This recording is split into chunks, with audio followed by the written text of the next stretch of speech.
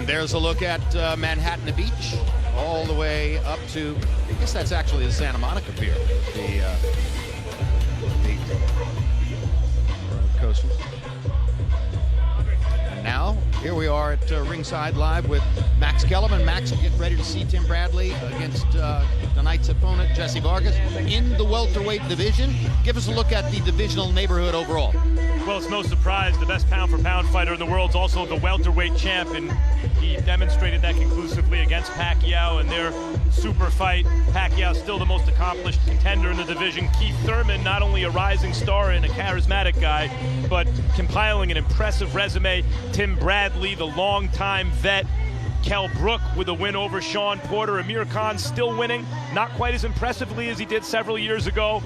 Sean Porter and Marcos Maidana have that Bronner win in common, and that rounds out, I think, the picture in the welterweight division. All right, now let's turn our attention to 168-pound superstar Andre Ward, who made his return to the ring last week after a long absence with a thunderously effective performance against Paul Smith. Congratulations on that, Andre. Thank you, Jessie Vargas comes in with an unbeaten record, but Tim Bradley is a 4-1 favorite. Kind of surprising how lopsided the odds are in Bradley's favor. What can Vargas do? What must he do to upset the apple cart? I think tonight the key for Vargas is to show that he's not just a good fighter or just a guy who has a belt at 140. He wants to show that he's elite. Timothy Bradley has fought elite fighters. He is an elite fighter, and for Vargas to be in that class, he has to not only win tonight, but be spectacular to show that he's on that level with a guy like Tim Bradley. All right, turning back to Max Kellerman. Max, what's at stake for Bradley at this moment in his career? Why is he still fighting? Right. And he's still among the top fighters in the division. Tim Bradley and his wife and manager, Monica, would tell you that he wants to make the Hall of Fame. Might already be a Hall of Fame fighter. That he'd love a fight against Mayweather, not only because of the nest egg it brings with it, but because if he could win, he would be the only fighter with officially have wins over Pacquiao, Marquez, and Mayweather. Okay, of course he's still fighting for the money, but I don't think either the money or the Hall of Fame is really what motivates Bradley. He is just super competitive. He's an unnaturally competitive guy. That's what's always separated him from the rest of the pack among the other contenders on his way up, and I think that continues to be the reason he fights. He needs an outlet for that competitive drive. In December, Timothy Bradley fought to a controversial draw with Diego Chavez in Las Vegas, with most ringside observers, including all of us who called the fight, believing that Bradley had done enough to win.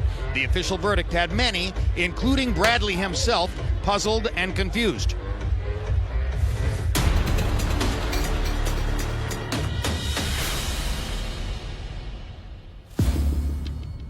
Tenth round, I'm boxing, moving around, catching with shots, counter punches.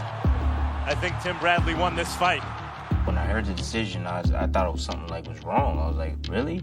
A draw to me is like a loss. It's like the fight never occurred. It just made me go back to the drawing board, man, and really realize that, like, man, maybe I need to start trying to generate more power. If we can leave the judges out, I would love to just start knocking guys out. I did a 360 change. Changed my diet. I felt that I wasn't getting enough protein. Another thing we integrated, sledgehammer. The sledgehammer works the shoulders, works the back, pretty much works the whole body because you're coming from the ground up, turning your whole body into the big tire that you have, and there's a big weight on the end. Come on, you been nice. Medicine ball work on the abs. I don't care how many sit-ups you do. If you don't get hit in your stomach, you're not gonna be able to tolerate it. I'm feeling strong and a lot more stamina. Jessie Vargas wants to remain undefeated. He's gonna be very determined. Once he feels that power, baby, that power comes from the body. He gonna think twice about coming in reckless, and that's what I train for. I'm ready for every aspect of the ring. 27 months ago, Timothy Bradley entered this arena and got trapped into an all-out war with Ruslan Provodnikov that became the fight of the year for 2013. In 3 fights since then, as this graphic demonstrates, he has significantly diminished the number of punches he throws in each round, and with that, the number he lands in each round has dropped as well. Andre Ward, in your view, is this a tactical decision he's making to avoid excessive punishment? I think when you're in a fight like Timothy Bradley was in with Provodnikov, of course you go back to the drawing board and make adjustments because you don't want to feel that feeling again. You don't want to be concussed like Timothy Bradley was concussed in their fight. So of course I think he's fighting smarter. He's 31 years of age. He's being more economical, and it's definitely intentional. And let's see what happens tonight against Jessie Vargas. All right, so Tim Bradley gets ready to come in against Vargas, and here's a look at the tail of the tape. Bradley giving up 5 years in age to young Vargas, 4 inches in height, an inch in arm length measured from the armpit to the end of the fist. They both weighed in a half pound under the welterweight limit, and tonight Timothy Bradley has rehydrated up to 158 pounds unofficially. Jessie Vargas will be at 156. Undefeated Jessie Vargas has tasted only success in boxing, except when it comes to finding some consistency in his corner. Now with his 5th trainer in just 7 years, Vargas hopes that he has begun a more lasting partnership.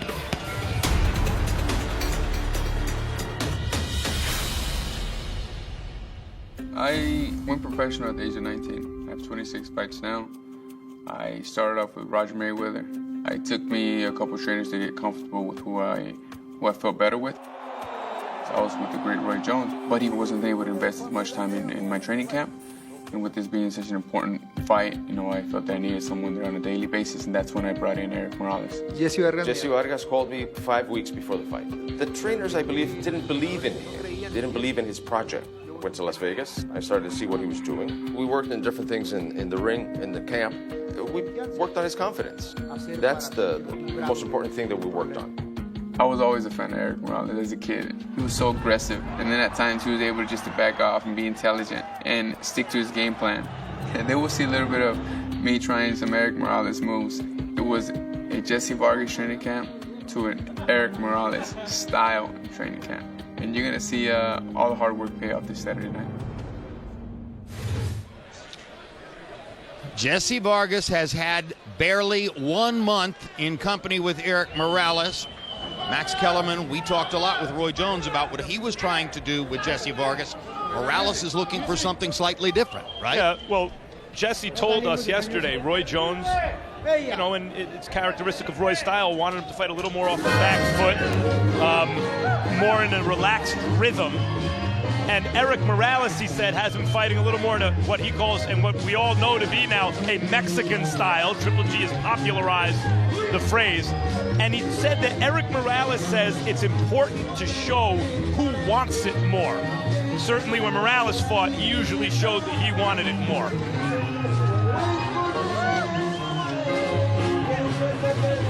Vargas featuring Mexican music as he enters with his Mexican trainer, Tijuana's Eric Morales. Vargas, who is obviously of Mexican-American heritage, lives in Las Vegas.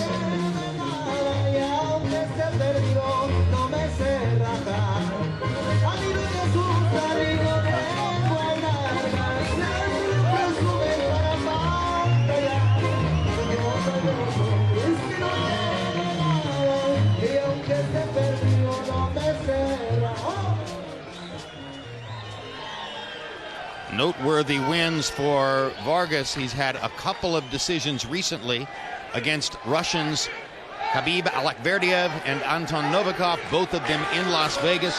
Both were regarded as fights which could have gone either way. He got the benefit of the doubt. Same thing happened a few years ago against Josecito Lopez.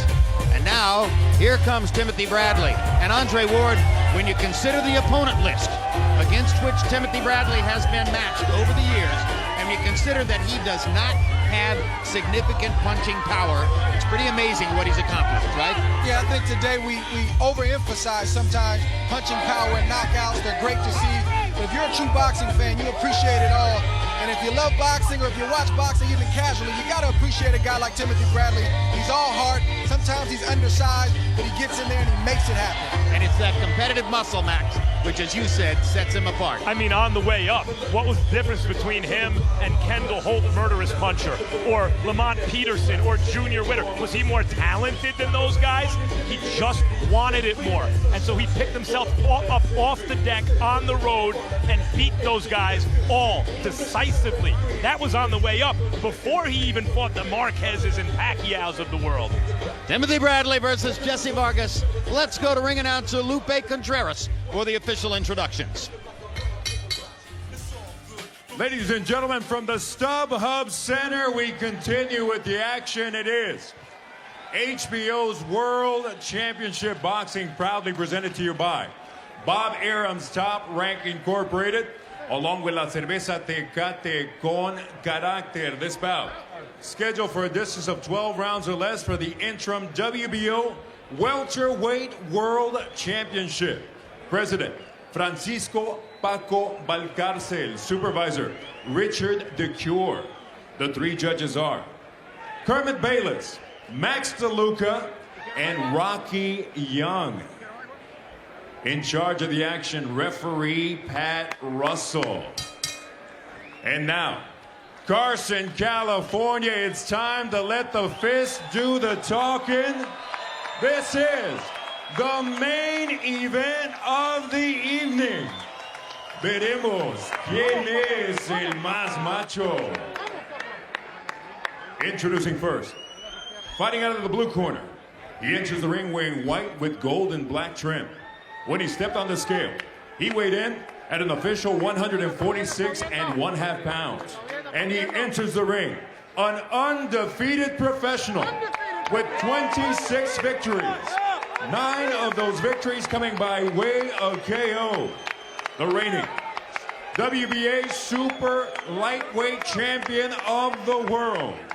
Fighting out of Las Vegas, Nevada, y puro Los Angeles, California, Jessie, la nueva generación Vargas.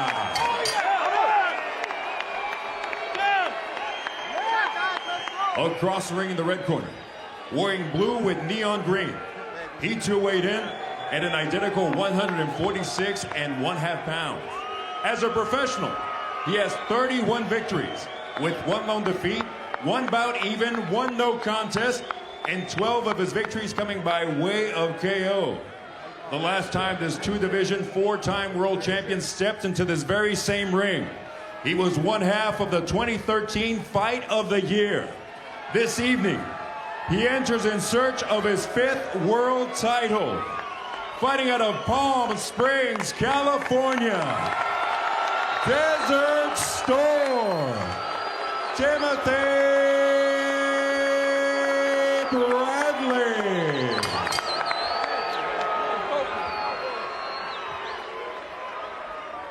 Okay, fellas, back him up right here. 12 rounds, WBO Championship. Here's the line right here. This is right by the zip. Here's the line right here. 12 rounds, touch him up. Good luck. Come out at the bell. One man trying to join the best fighters at the top of the sport. The other man trying to stay there. Mouthpiece. Jessie, mouthpiece. Wow. Veteran referee Pat Russell will be the 3rd man in the ring. Box. And now here we go. Vargas should have an advantage in a jabbing contest, at least to begin with, because he has the longer arm. But Tim Bradley shows you immediately that he's ready to step up inside and go to Jessie Vargas's body to try to start the action off. We'll see how Bradley looks tonight. He's put major emphasis on punching power and trying to get Vargas out of there. I don't know if that's a mistake or not. I think Tim should be who he's been and let the fight come to him and not try to force it. Well, Jim, you pointed to the decreased activity from Bradley since the Provodnikov fight. Jessie Vargas is just the type of fighter who Bradley has outwilled throughout his career and wound up dominating over the distance. We'll see if he's still that guy.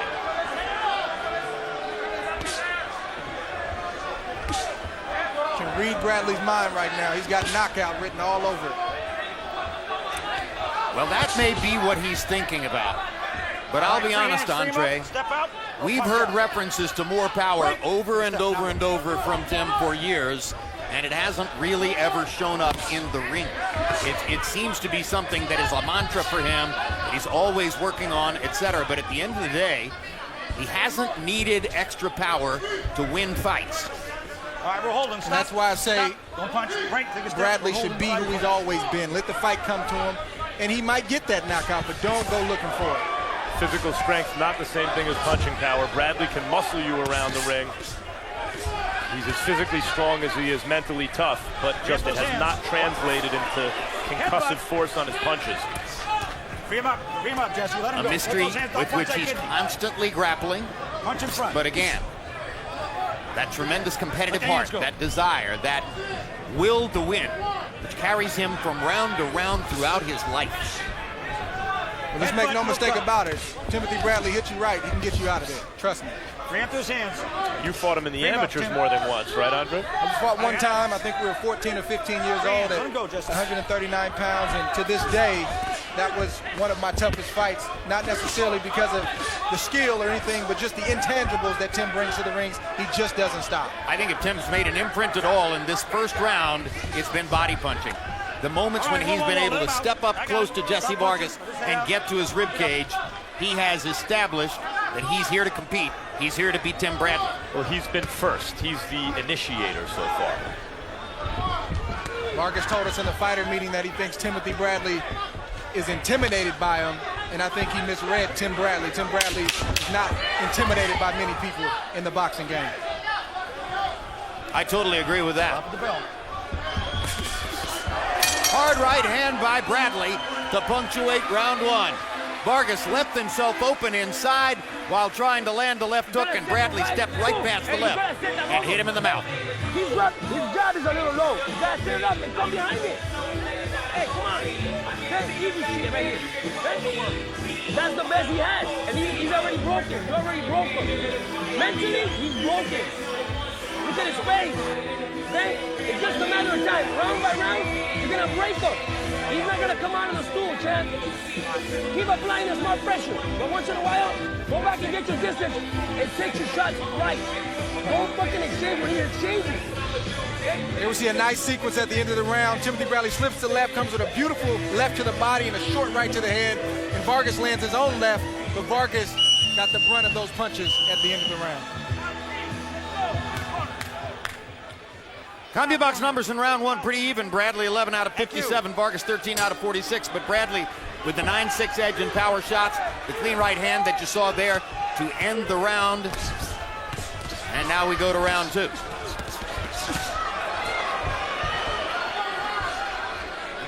Tim Bradley's got to be careful inside as he's throwing those shots not to raise up, as Vargas has a slight reach advantage and a height advantage. He's got to be careful not to get caught on the way out.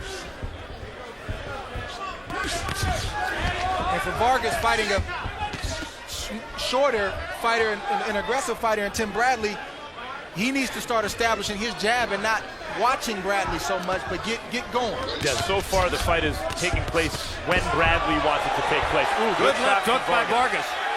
Jessie Vargas' best punch of the fight so far. Solid left hook to the body. Bradley had to pause for a moment after that shot. You see Vargas riding that momentum right now, working behind the jab. Just missed a big right hand right there.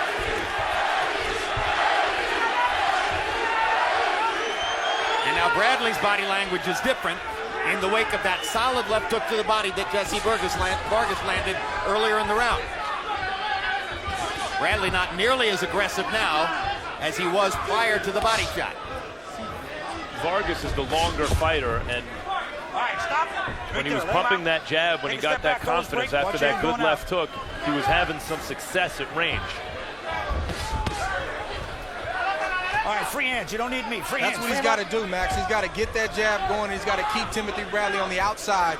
Vargas has beautiful long-range punches. Good shot right there. Good right hand. Good body shot. Good exchange. That's what he's got to do if he's going to get some respect. Really good exchange as Bradley was going side to side with crooked punches. Vargas came up the middle with straight ones. Jessie Vargas gaining confidence in round two, stepping into these combinations and competing directly with Tim Bradley. Has had a much better round, it appears here, to us in the second than was the case in the first. Much better round two, Jim.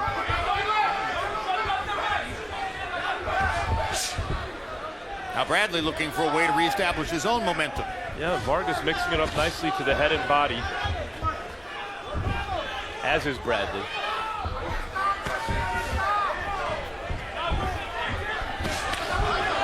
Bradley sets up for a left hook. never really manages to get off the shot. And there's another good left hook to the body by Jessie Vargas. Punches up. Don't throw that elbow, Jesse. That punch, the left hook to the body, could win Vargas the fight, it appears, if he sticks with it. There's Bradley with his own body punching as he knocks Vargas back into the ropes and reestablishes himself as the aggressor in the fight. Things are heating up in this second round, Jim. Boy, this is a good round 2. Good prize fight.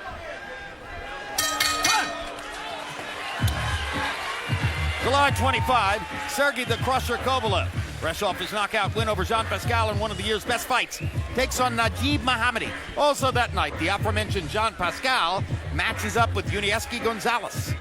Good light heavyweight doubleheader. And meanwhile, speaking of middleweight division, there is Gennady Gennadievich Golovkin, whom you saw on May 16 here in Los Angeles, getting the knockout win over Willie Monroe. Loves the camera, loves the fan base, loves to come to the fights, loves being GGG. Every time you touch him with a jab, you hurt him. See a nice exchange from both fighters. Jesse just misses the left.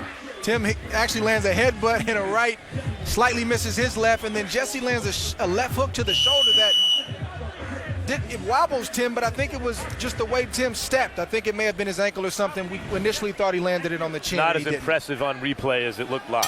Combi box punches in round 2.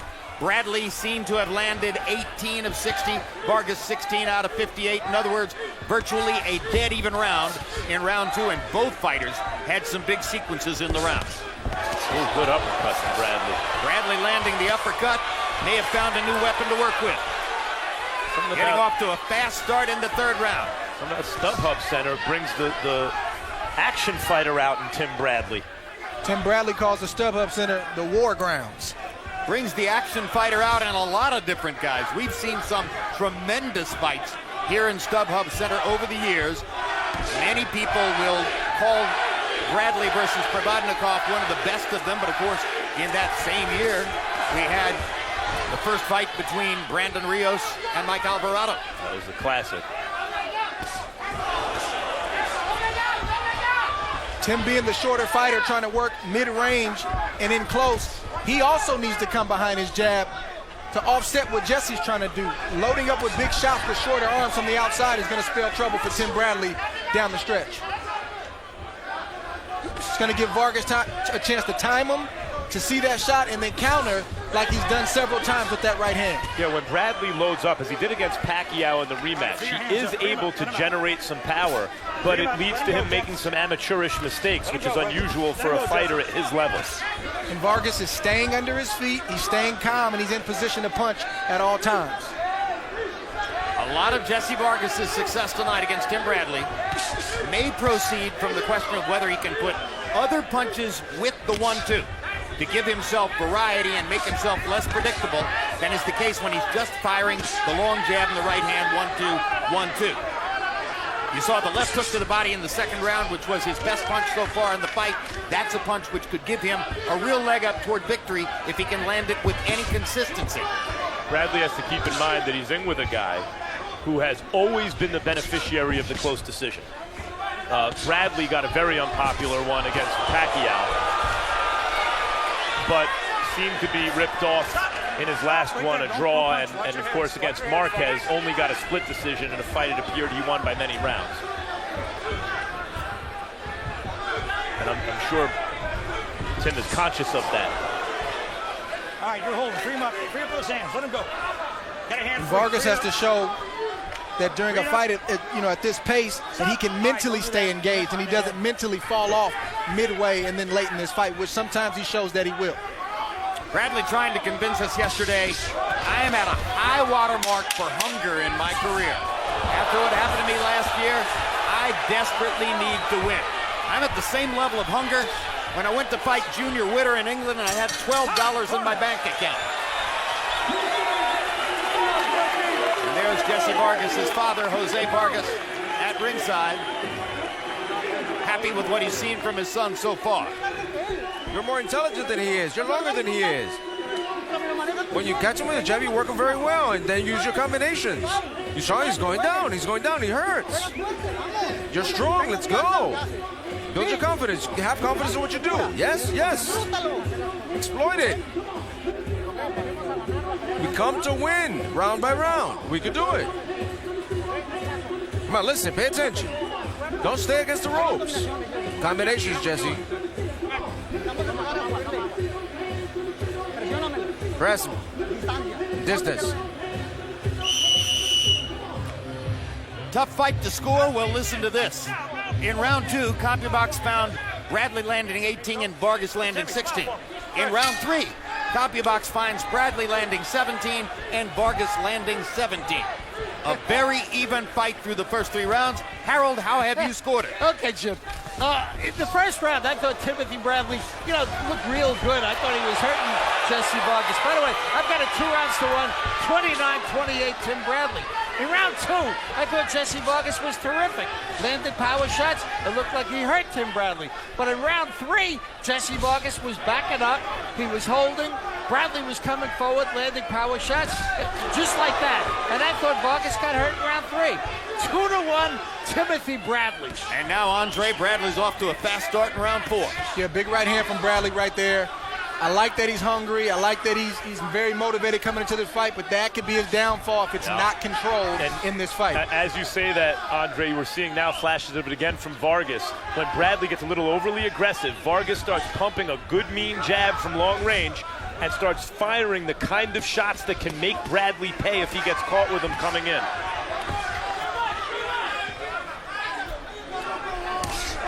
Hard right hand from Bradley.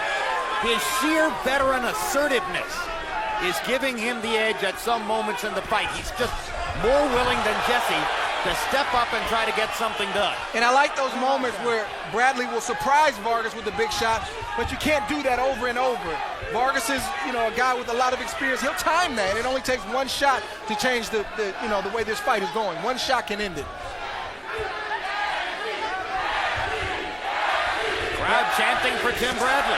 Good right hand from Vargas. That's the kind of right hand I'm talking about. I mean, Bradley has several times in this fight bent so low it looks like he's come close to being knocked down, to scraping the canvas with his gloves.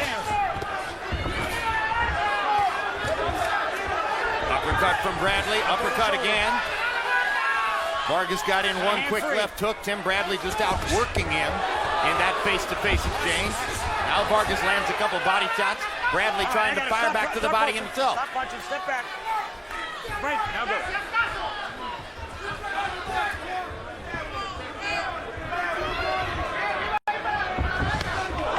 Hard right hand again from Bradley. Nice short left hook from Vargas on the way out there. Whenever Bradley has that kind of veteran assertive moment that you described, Jim, Vargas always kind of mutes the success by giving him something back on the way in.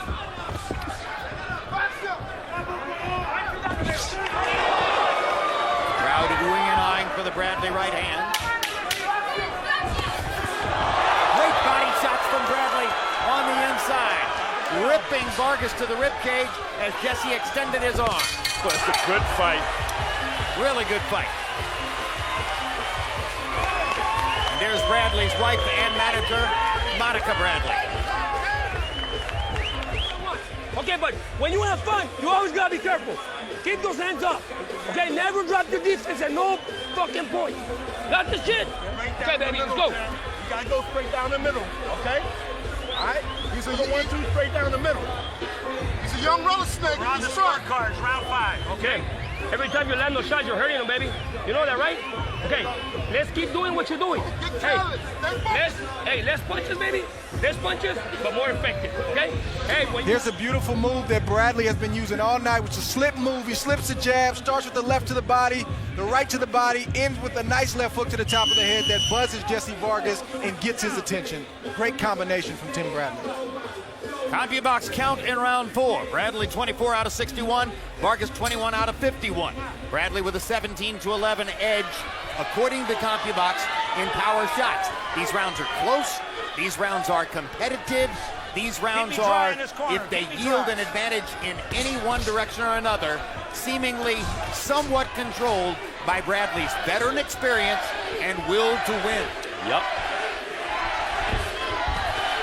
This is the kind of fight, as we spoke about in the opening that Vargas is going to have to show that he's not just a good fighter. He's fighting an elite fighter, good combination from Timothy right there, that he can match Timothy and even exceed Timothy's aggression and desire to win. This is the moment for Vargas. He's got to show up tonight. Even as Tim is coming in and getting the better of exchanges, though, Vargas is landing and even missing counter hooks that make you think, whoa, he could score a knockdown with any one of those shots. Right, but it's not quite enough to change the, Agreed. way this fight is going right now. Agreed. Hasn't happened yet.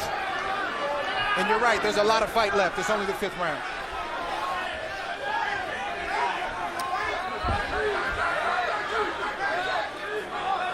Really like to see both fighters using the jab while they're thinking and trying to set up their next move. It'll buy you time, it'll build up points, and it'll keep your opponent honest. Lost art in the game, not the funnest punch to throw, but it works. And look at Tim Bradley, because he's not a knockout puncher, but he is a top brand fighter. There's no easy fights for him. He's always expected to fight a real opponent. He's never going to get him out of there early. Break, now go. He's always going to give up the size, and he's always going to be in a dogfight. Bradley's going to always earn his money. And if you like action and don't need the knockouts, he'll always give you your money's worth. But as we saw in the Marquez fight and other fights, Timothy Bradley can box when he wants to box. But as we saw in the fighter meeting yesterday, his mind is made up. He wants to fight tonight. And we mentioned that the punch output for Bradley had dropped coming into the fight, throwing an average of 49 punches per round in his last 3 fights after the all-out war against Provodnikov. But tonight, Bradley is a little bit more free with his punches, a little bit more willing to let go. I don't think he's going to wind up averaging 49 punches per round tonight. He's exceeding that level in most of these rounds. Nice short right hand from Bradley to the forehead of Vargas that got his attention, stunned him a little bit, and Vargas hasn't really responded since. Bradley is a versatile fighter, Andre. But against a taller fighter who may not press the action, he may feel that tactically, in order for him to assert himself and win these rounds, he has to be the one to get inside. I agree. I think he's got the right game plan. He's obviously got to keep his defense tight, and once again, I'd like to see him come behind the jab more, but this is what he's got to do tonight. And I think Bradley has decided, whether correctly or not, Bradley has decided he doesn't need to respect Jessie Vargas' punching power. He's walking right to it. He is, but good exchange at the end of that round. Brilliant.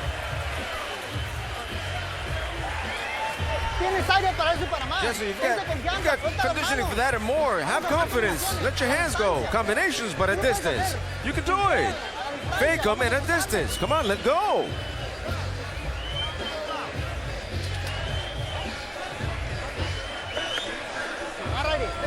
Breathe, breathe, breathe.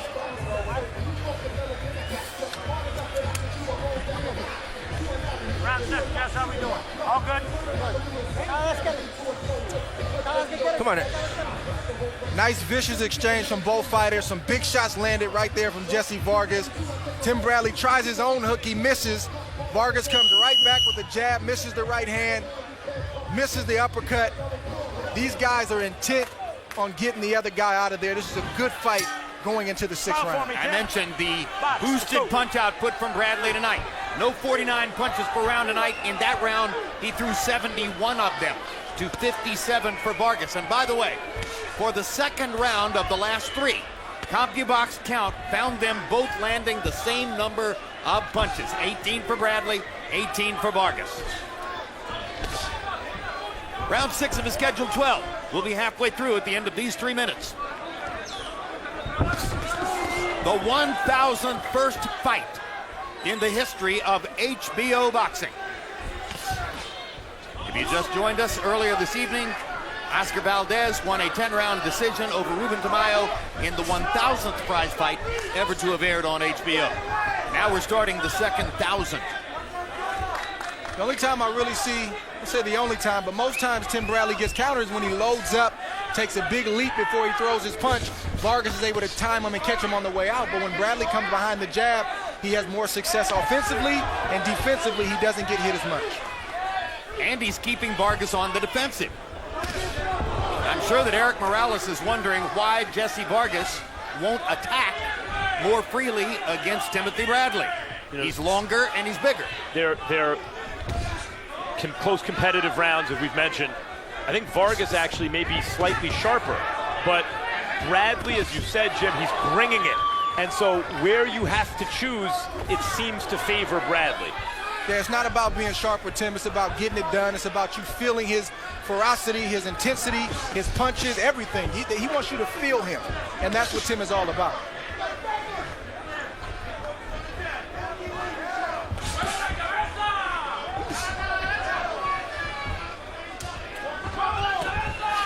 Whoa, let his head out. Don't let it out. Pick it up a little bit. Which helps to account for why some guys, like Abregu, like Lamont Peterson, like Devin Alexander, basically just faded away in the face of Bradley's competitive will. He wore him down, both mentally and physically. Often say about Bradley, everyone thinks they want to win, and then they fight Bradley and they see, oh, there's a difference. He needs to win. Yeah, you fight Bradley, you got to bring your lunch pail. It's going to be a long night.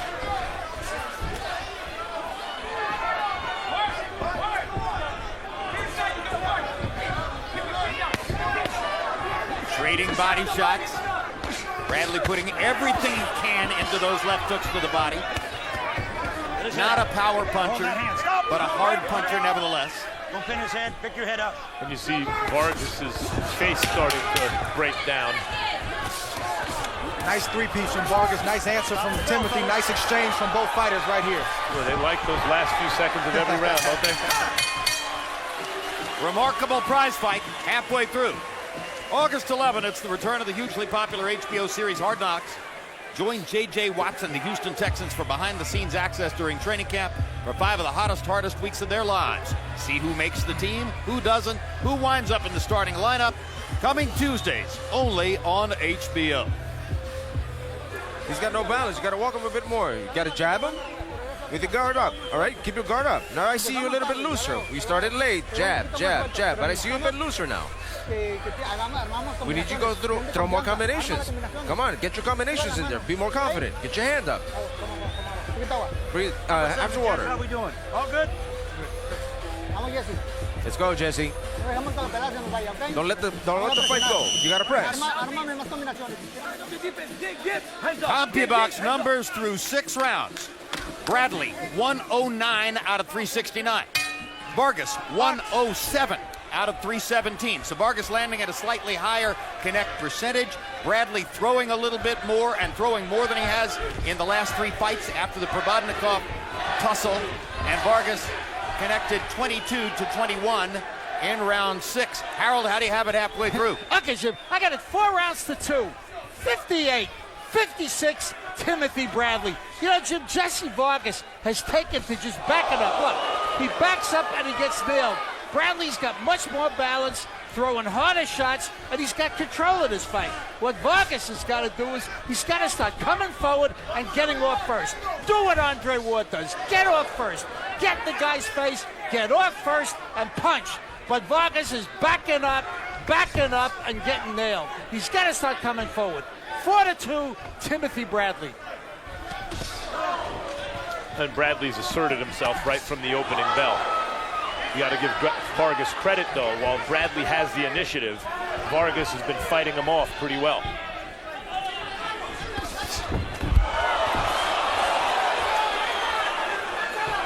Eric Morales training Jessie Vargas for just the last month. Vargas originally was planning to prepare for the fight with Roy Jones as his trainer after Roy Jones trained him to his brilliant performance against Antonio DeMarco in Macau last November. And then Jessie Vargas determined that Roy Jones's schedule did not match effectively enough with his. He needed more time with the trainer, and with a month to go, he hired Eric Morales out of Tijuana to begin a brand new relationship. They've never worked together before. Once again, Tim's trying to dip his head to land that big right. He landed it, but there's sometimes he'll get caught on the way in. He needs to come behind that jab to hide that big right hand. He'll have more success. He will actually give up less energy on the way in. And Vargas has shown in past fights that he has no problem at certain moments brawling and fighting, but there's a reason he's not coming forward against Tim Bradley tonight. Yeah, Bradley has seized the initiative and he hasn't given it up, even though the fight is contested oftentimes on even terms. but it's Bradley initiating, it's Bradley bringing the fight. And that's what I talked about earlier when he and I fought as young kids. It's the intangibles. You feel that intensity from a guy, and you have a decision. Either I'm going to try to match it, or am I just going to outbox this guy tonight? Vargas is trying to outbox him and be patient. This is a round in which both guys have saved a little bit of energy, but Bradley saved less. And he's the one who keeps finding moments to step up, assert himself, paint Jessie Vargas over the top with right hands, get inside and land a few body shots, and make sure that even if he's getting a little rest, he's winning the round. Vargas looking a little spent right now. That was a nothing round for Jessie Vargas. That was a great pace. See, once you get that pace, you're in control. This round was a dominating round, bro, like nothing. That was a smart round. Tim, can you keep this fucking pace for the rest of the fight? Yep. Okay, hey, this is what I want you to do at some time, Tim. That guy's gassing out already. He's fucking extremely tired. All you need to do is tighten up your defense and just let him throw. Let him throw, let him throw. Let him throw, let him throw. You got it? Try it and you see what I'm trying to tell you. Tighten up the defense, go. Here we see Tim Bradley throw a nice jab to the chest and come over the top and hit Jessie Vargas with a clean overhand right to the temple. Been landing that shot all night. Another sequence here, jab to the chest, another right hand to the temple. Those shots have been landing all night long. They've yet to hurt or drop Jessie Vargas, but Tim Bradley's still trying. The kinds of punches which would appear to be winning the fight in a close, competitive battle for Tim Bradley against Jessie Vargas. And one point which should be made. Both fighters tested with Voluntary Anti-Doping Association for this fight. And Voluntary Anti-Doping Association, the only drug testing service in the world which uses the most sophisticated possible test, carbon isotope ratio testing, for every single sample. Therefore, these two guys are as close as you can get in the sports world to being certain to be competitively clean tonight. The most amazing thing about that, I think, is that it's possible to look like Tim Bradley and not be cheating. Absolutely. Tim's looked like that since he's been 10 years old. He wasn't juicing then, and he's not juicing now. He's genetically cheating. All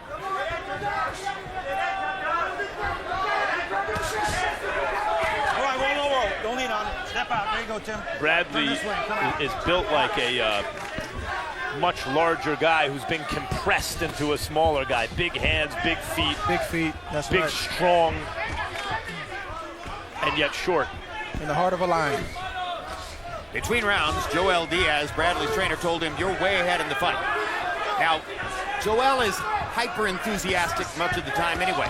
And I imagine that when Tim listens to him, he listens with a little bit of a grain of salt. Okay, you think I'm winning the fight big. I'm going to go out and do more in this round just to make more certain. Well, fighters can be stubborn, and in more ways than one. And Tim seemed to have his mind made up at the beginning of training camp. Good secret from Jessie right there.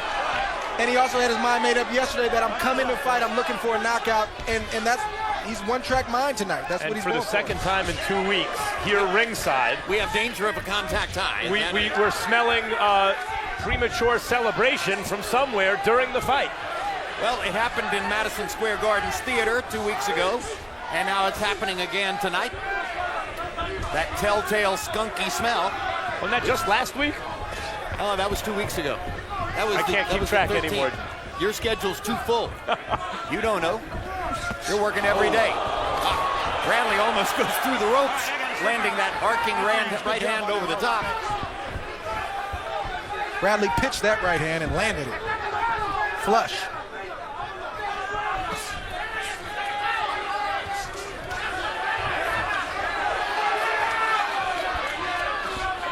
Vargas has to find it within himself to rally. It's the end of the eighth. Does he want to just be considered a really, really good fighter, or does he want to be elite? He's got to bite down, and he's got to step up the pace if he wants to match the intensity of Timothy Bradley. I think he's got to find a way in the last 4 rounds to go forward. He's not going to make an imprint on Tim Bradley constantly backing up.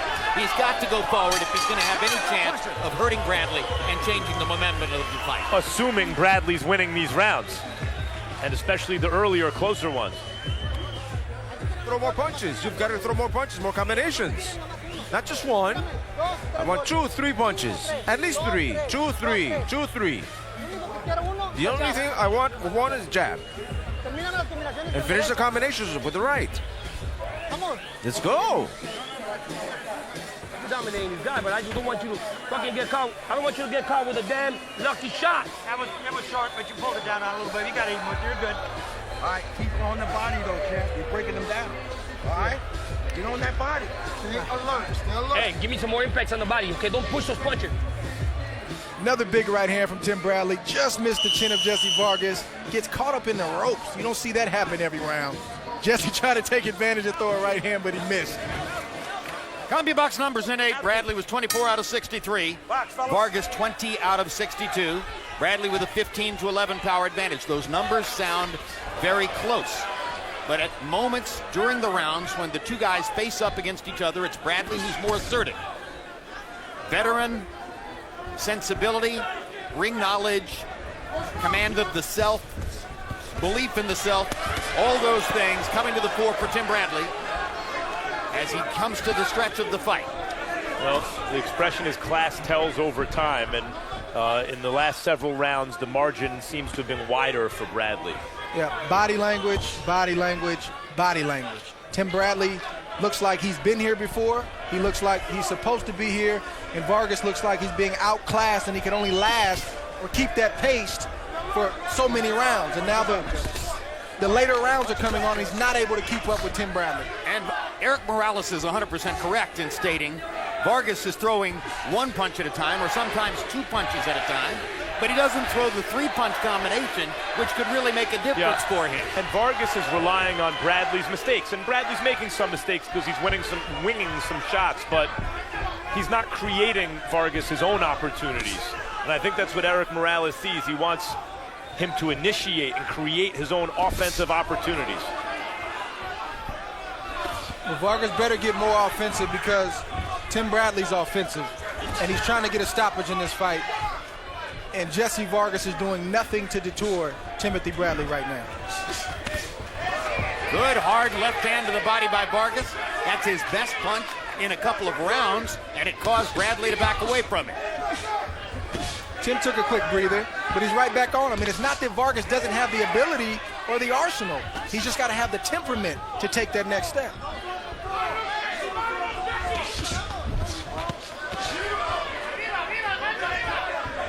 Bradley making certain when he gets close to throw 3- and 4-punch combinations to accentuate the difference between his attack and what Vargas has done. 1-1, 1-2. So many small battles in the midst of the big battle. And a fighter knows when another fighter doesn't want to engage, or if he's starting to fade, or if mentally he doesn't want to, match his intensity. And Timothy Bradley feels that from Jessie Vargas right now. Bradley's cruising, and you can see the difference in landed punches in this round. And if Eric Morales wants to ask his fighter one more time for 3-punch combinations, it will be the correct request. Now there's a combination, finally, 4 punches in a row from Vargas. But it took him 2 minutes and 50 seconds to get to that point in the round. And I think Bradley wanted that. That's why he's going into more of a shell defense. He's trying to encourage Vargas to throw those shots. He wants to open him up.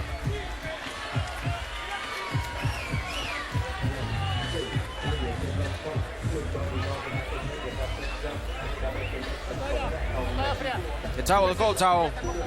He's cut. He's cut on the side. Gold towel. Breathe. Deep breath. Come on. 2 deep breaths. Deep breaths. Again. Another one. Another one. Jessie, come on, we got conditioning. Build your confidence. You got to throw punches more. Get those combinations in.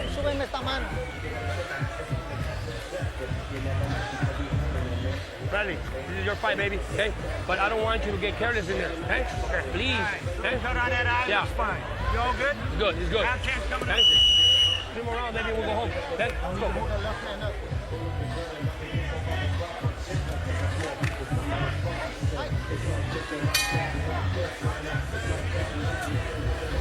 Box. He's got a cut on his eye, too, Doc, underneath. Bradley. Harold, how do we have it coming to the 10th? Look at Jim. I've got an 88-83, 7 rounds to 2.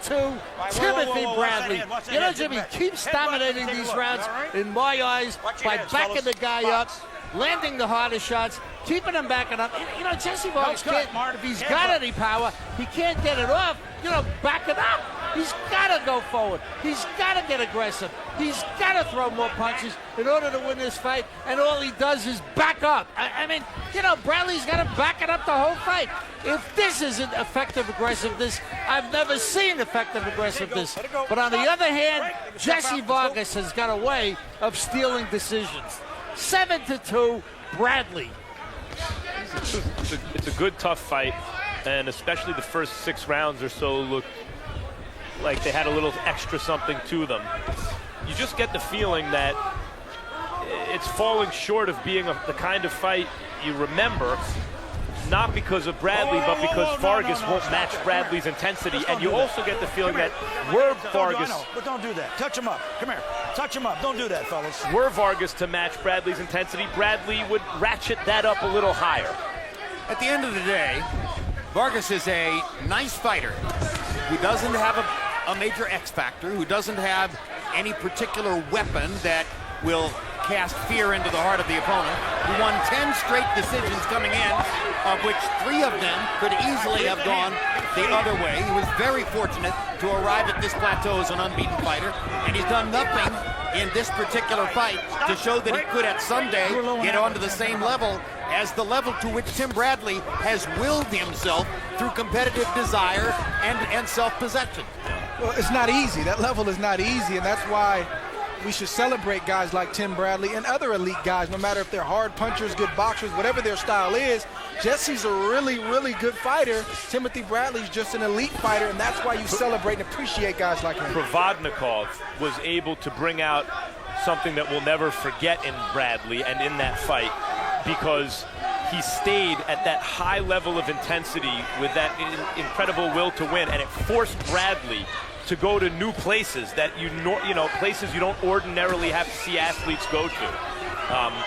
Well, Provodnikov does have an X factor. Yeah. His chin and his desire. Sure, and it brought out Bradley's X factor, and here Bradley's simply taken over the fight, after round 6. And I thought he won the majority of the rounds before round 6. I think it's not one-sided enough to call it a man against a boy. But in terms of competitive temperament, it is a man against a boy. After boxing tonight, tune in for a Real Sports replay. Catch an important update on Real Sports' story concerning the FIFA corruption scandal, with startling new allegations recently coming to light. Just a shame that a pristine, completely unadulterated sport like boxing, which is never seen to be corrupt in any way, has to put up with promos for something like soccer. I need you to stay smart, baby. I need you to make him throw. I need you to make him open up and catch him on the way in. Kid, I need you to catch him with a fucking liver shot.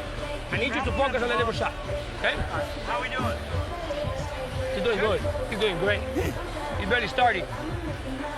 This is nothing new to this guy. Right, Tim? Yeah. Talk to me. Are you all right? Okay, baby. Okay, let's go. I want to see you cheer up. Let's go.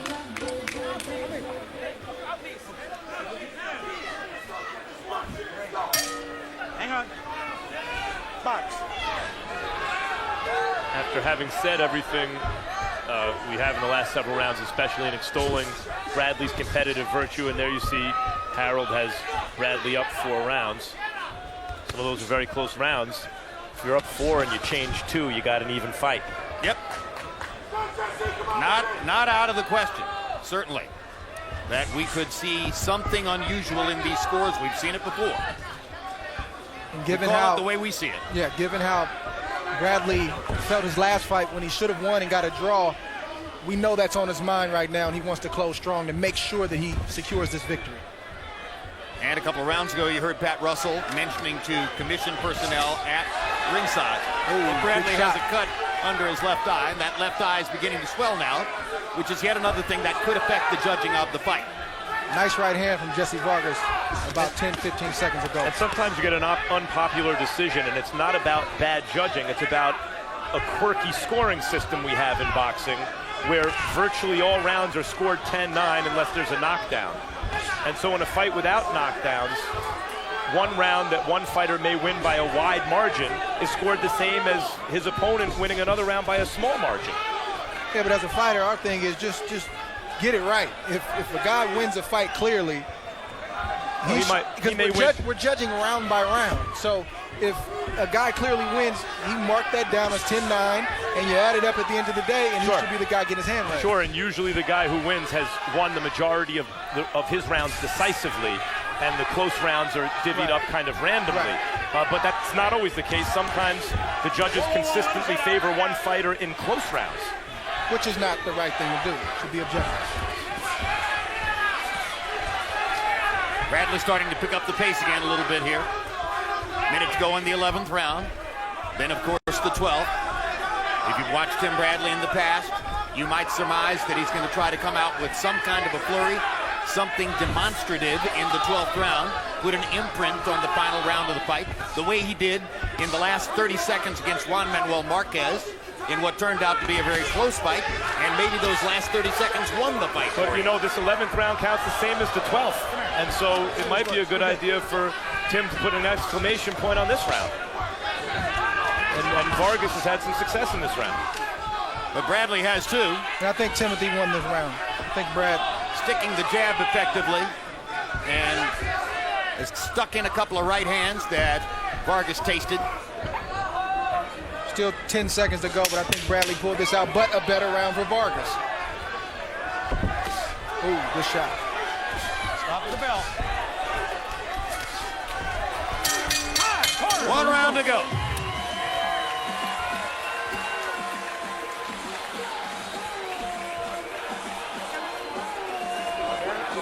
A lot better. See, when you're smart, you do a lot better. Don't get reckless in there. Okay? 11 rounds of all-out war here at the StubHub Center. Is this the last round? One more to go. Last round, Jack. The 12th and final round. Wait. Let me get this. Hold on, guys. 4 punches, 3, 4. 4 in pressure. Come on, Jesse. This is your last round. It's a real tight one. Really close. It's a really close fight. Let's go. You can do it. Okay, let's go. Get up. Hey. Copy box numbers entering the 12th round. Bradley is seen to have landed 31 more punches, 220 to 189. Mouthpiece. And Vargas All right, touch him up, fellas. throwing Let's go. fewer, landing at a slightly higher connect percentage, but Bradley with a power advantage, 137 to 100. Overall advantage of landed punches in the fight. But let's see if Bradley will do something assertive to try to put his imprint on the 12th. Let's see if Vargas has one last stand. Bradley's face, by the way, for the second consecutive fight, I mentioned how Vargas started to fall apart. Bradley's face didn't look great at the end of his last fight with Diego Chavez, where he got a draw. We felt he won, and here we feel he's winning this fight. His face also doesn't come out of it in great shape. Same side, left side of his face, just like in the Diego Chavez fight. Well, and against Chavez, that was because of butts. This is not because of butts. This is probably the product of a couple of pretty good right hands from Jessie Vargas. Vargas landed early in the fight.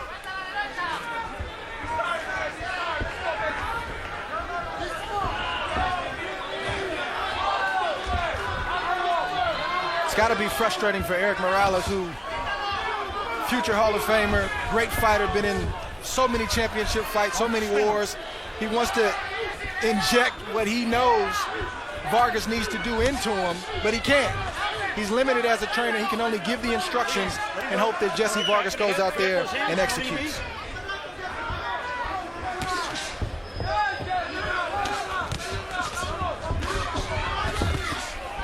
Hard right hand by Vargas. Good landed shot over the top. But Bradley comes back with the 1-2. Stop right there. Watch your heads. Another 1-2 from Tim Bradley.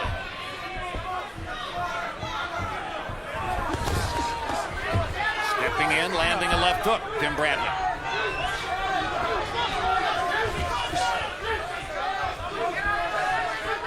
Less than a minute to go in the fight. It's interesting that in these last 2 rounds, Bradley's gone to this kind of movement. And has at least let Vargas create the impression that he's being aggressive. Don't punch. Well, that could be the product of his conversations with his trainer, Joel Diaz, who told him along about the 8th or 9th round, you're way ahead, you're winning the fight easily. Giving Bradley a cue, perhaps, that he could relax a little bit in the late rounds, conserve some energy, make sure of finishing the fight in good order. Less than 30 seconds to go. Hard right hand by Vargas. Wobbles Bradley. Tim's out on his feet right now. Yep, Tim is out on his feet. Better. Not time to exchange. He needs to hold and get through these 10 seconds and hope he did enough to win this fight. What happened? Oh, no, I'm not sure what in the world Pat Russell is doing. Pat Russell thought he heard the bell. He heard the 10-second warning. Vargas thinks he's won by knockout. He has not. Pat Russell seemed to rob Jessie Vargas of the last 20 seconds of the fight.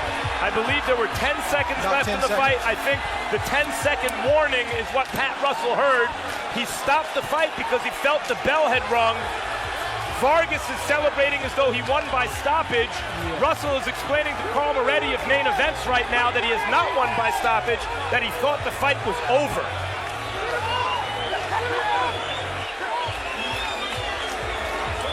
Well, clearly there was nothing that happened there that would have prompted Pat Russell to stop the fight, although Vargas did hurt Bradley with a right hand and wobbled him, and Bradley was in trouble seeking to finish the fight.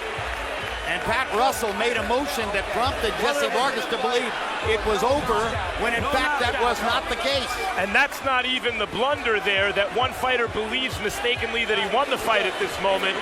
The blunder is that Tim Bradley, by no means, was certain to finish this fight with 10 seconds to go. Vargas was on top of him. He had him badly hurt, and he should have been given 10 seconds to finish the fight. But we are told that we will be going to the scorecards, so the scorecards will determine who has won the fight, and not the celebration by Vargas, which went on for quite some time. And that should be scored a 10-8 round for Vargas, by the way. It's an inch. We're going to take another look at the end of the fight.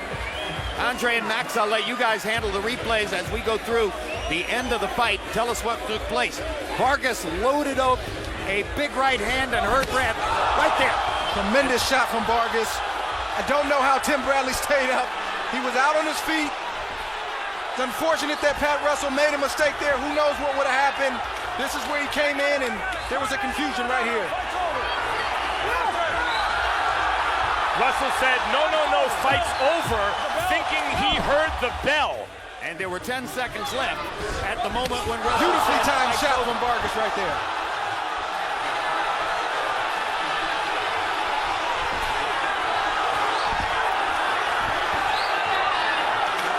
Well, whoever is the loser is going to have an argument for a rematch.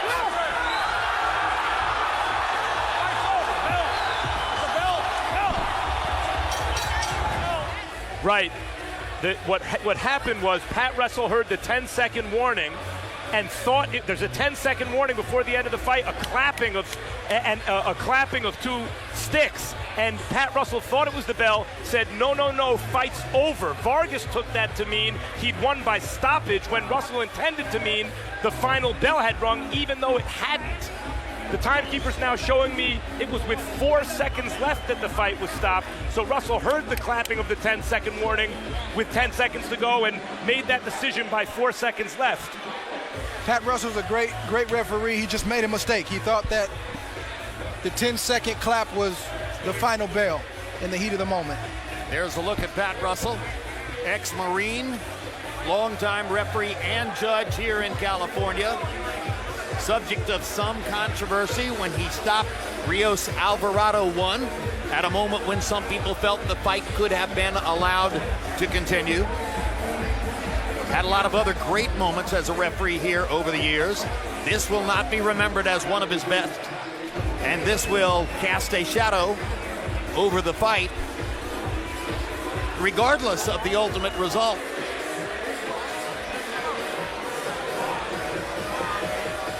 All right, now Lupe Contreras stands by with the official scores and the decision. Let's see who's won the fight. Ladies and gentlemen, your attention, please. Referee Pat Russell signaled the end of the round, not the end of the fight. As a result, we consult the official scorecard to determine a winner. Judge DeLuca scores it 116 to 112. Rocky Young 117 to 111. And Judge Bayless scores it 115 to 112. For the winner, by way of unanimous decision, and now, interim WBO welterweight world champion, Desert Storm, Timothy Bradley.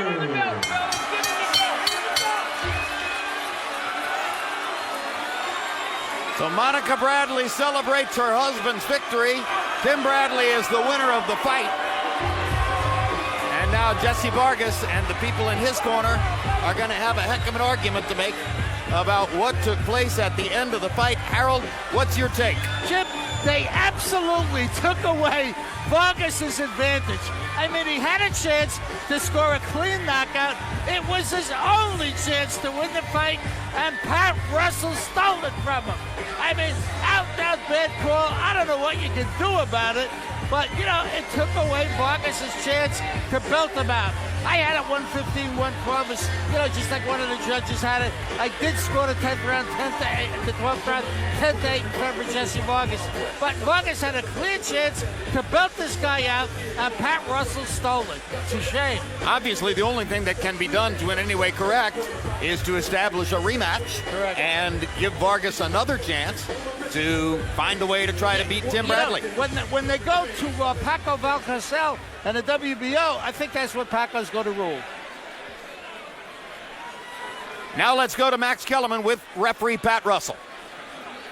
Pat, can you describe what happened at the end of the fight? Well, very loud in that 12th round, and I thought I heard the bell. So the fight was over when the bell went off. Let's look at the replay and describe what you see. He's hurt. He's still hurt. He's working a bit. He's in it. And here comes the 10-second warning. Do you think that's what you heard? It sounded like the bell to me. It really did. Right, but you heard something with 10 seconds to go, and that may have been the 10-second warning. But you don't always hear the 10-second warning. You like to, but what I thought I heard was the bell. The fight. So you signaled the end of the fight. Now, Pat, you made the call you thought in the moment obviously was the proper call. You're a referee, but you're also a fight fan. It was a tremendous fight. Yes, it was. And the loser of the fight had the winner hurt with 10 seconds to go. Yes, I know. I hate to ask you, but how do you feel after a moment like that? Well, I made the call that I made based upon what I heard. That's all I can say. It was an honest call on an honest issue. A referee has to make a million decisions. They're not always going to be perfect. Pat, appreciate it. Thank you. Tim, how are you feeling right now? I feel great right now, man. I want to thank all the fans for coming out tonight, man. Thank you for all your support. Everybody that came from Coachella, baby. Dirty Desert in the house, baby. I love you guys.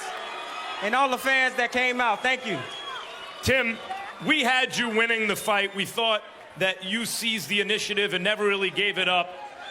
And yet, he hurt you, it looked pretty badly, and was denied that last 10 seconds to try to finish you. On the one hand, you're the beneficiary of the referee's early stoppage. On the other hand, you have to somehow now defend the fact that you won the fight.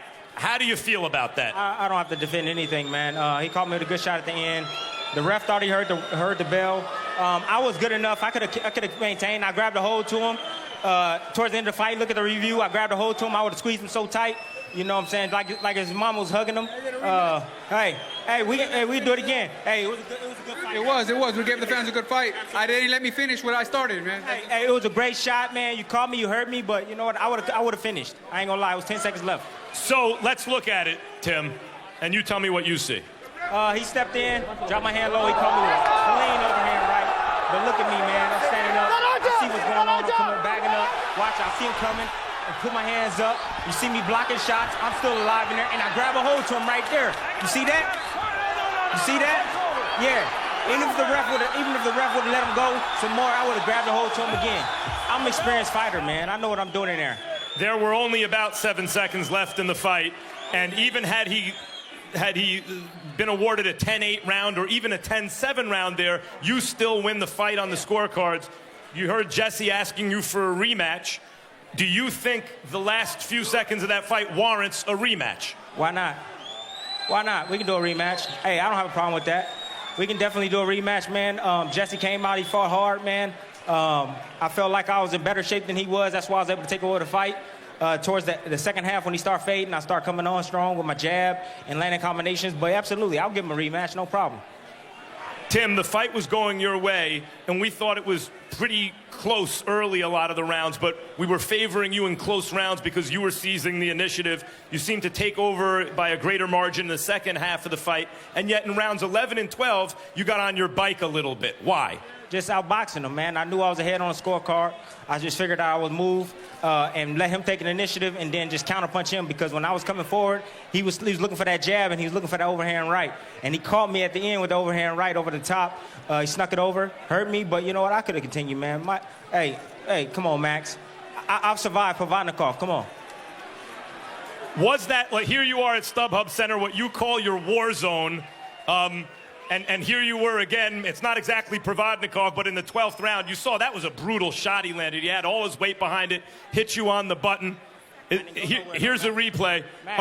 I didn't go anywhere, though, baby. I was still there, and I was still alive, baby. Well, you never do go anywhere, Tim. Boom. Perfect shot. Overhand right. I didn't go down. Look at me. Look at my legs, how strong my legs are.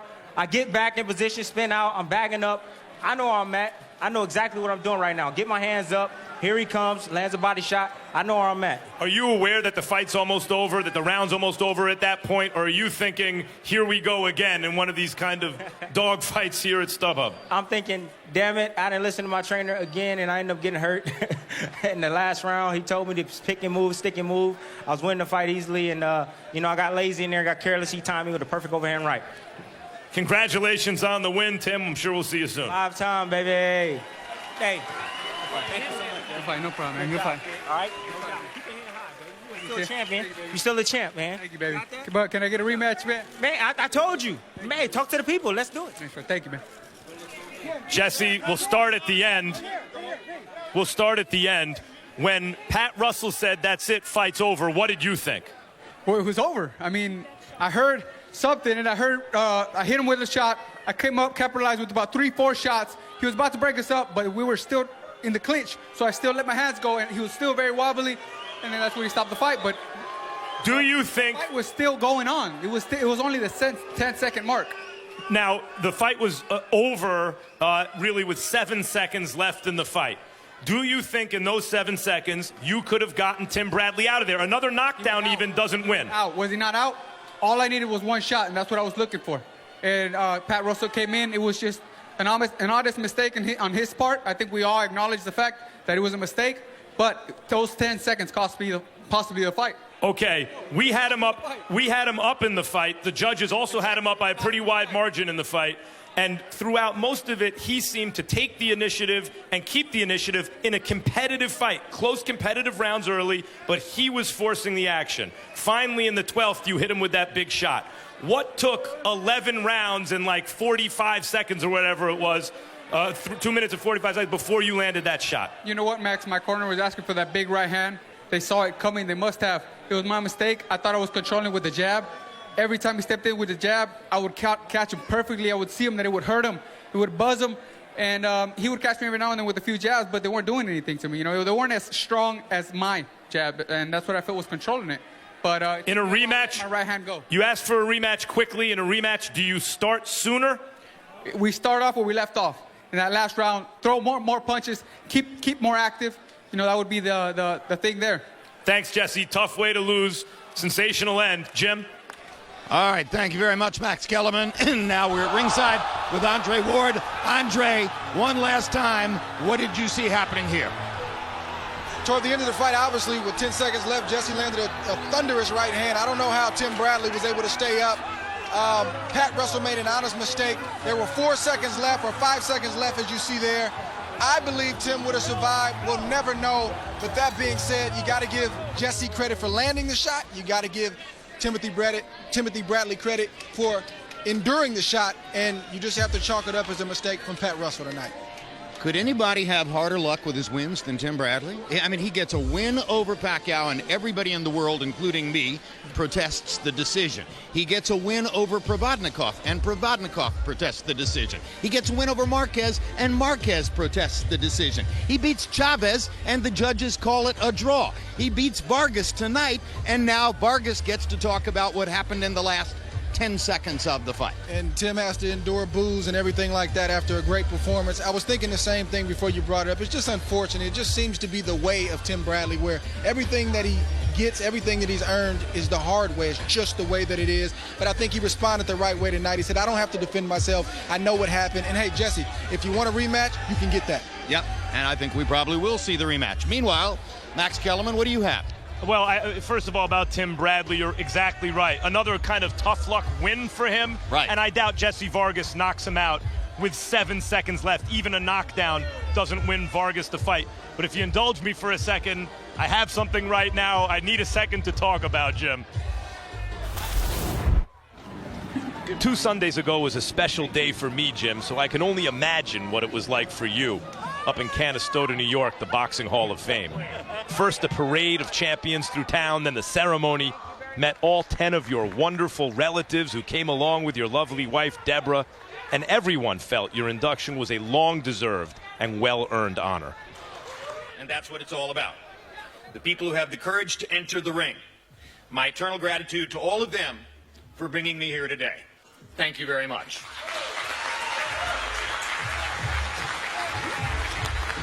You made a great speech. Congratulations, Hall of Famer. Thank you so much, Max, and thanks very much for making the trek to Canastota. That really made the day for Wouldn't me. miss it. I appreciate it. Meanwhile, we told you at the beginning of this telecast that we were bringing you the 1,000th and 1,001st boxing matches ever to have appeared on HBO. There was a bittersweet undercurrent for us, because earlier this week, we lost a man who was a part of more than half of those 1,000 boxing shows. A guy who was one of the greatest ringside photographers in the world for years and years and years. Gordy Sager's gone now. He fought a long battle with cancer, but his work will forever be remembered, particularly one shot. Maybe the most unusual and memorable shot we've ever given you from a ringside handheld camera at HBO Sports. February 10, 1990, Mike Tyson grappling to try to put the mouthpiece back into his mouth after having been knocked out by Buster Douglas. That shot was a part of Gordy Sager's workload. So many others were as well. He did a tremendous job for us for a long, long time, and we just wanted to say goodbye tonight.